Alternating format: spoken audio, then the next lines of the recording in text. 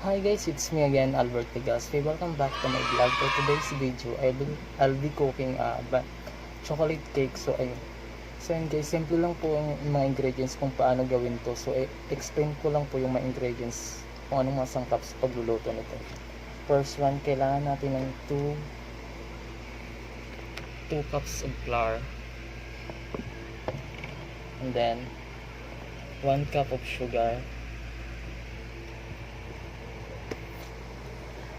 1 tablespoon of melted margarine. This one po.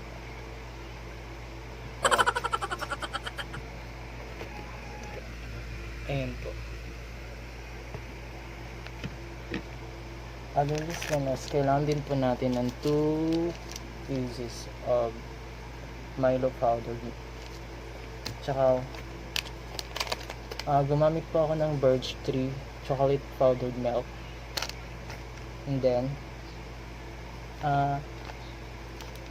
ito po, baking powder and baking soda po, 1 tablespoon yung measure niya. Tsaka kailangan naman natin ng spring cooking oil, 1 tablespoon din.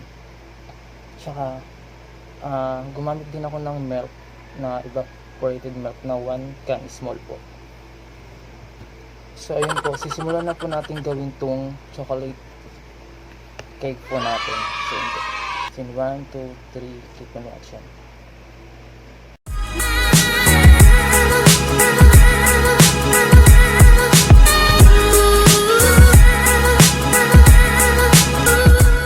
So yun po, pagsasamahin na po natin yung mga dry ingredients po natin. So yun po. Ito po. Baking powder.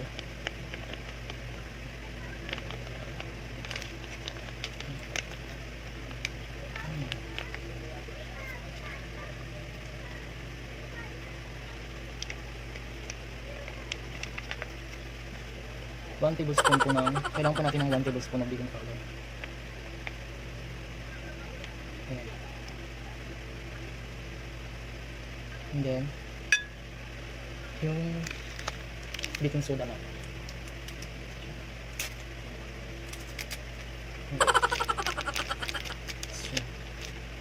So baking soda natin. Sorry. 1 tablespoon din po ng baking soda. So, mix lang po natin yung mga dry ingredients natin. Ayan.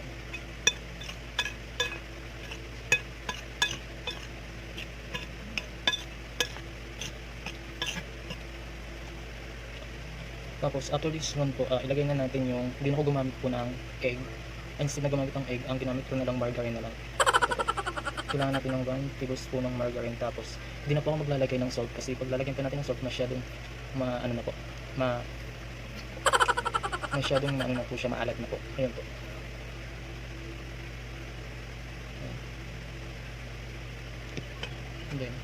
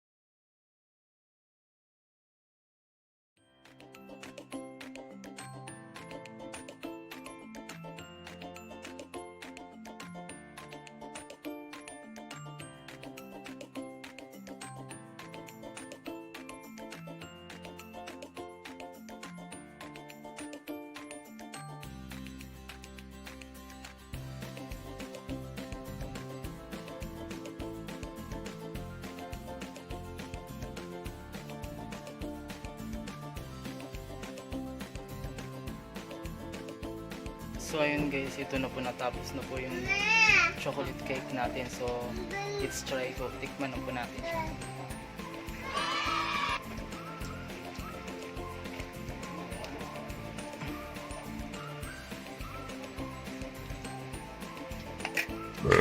So ayun po, okay na po yung lasa niya, hindi katulad ng nakarang gawa ko. So na-perfect ko na po siya, kasi nung nakarang nagawa ko nito medyo salty po. Pero ngayon okay na po yung ano niya, yung taste niya. So ipina-comment lang po kayo paano gawin niyo. Comment below lang po. Thank you for watching and see you.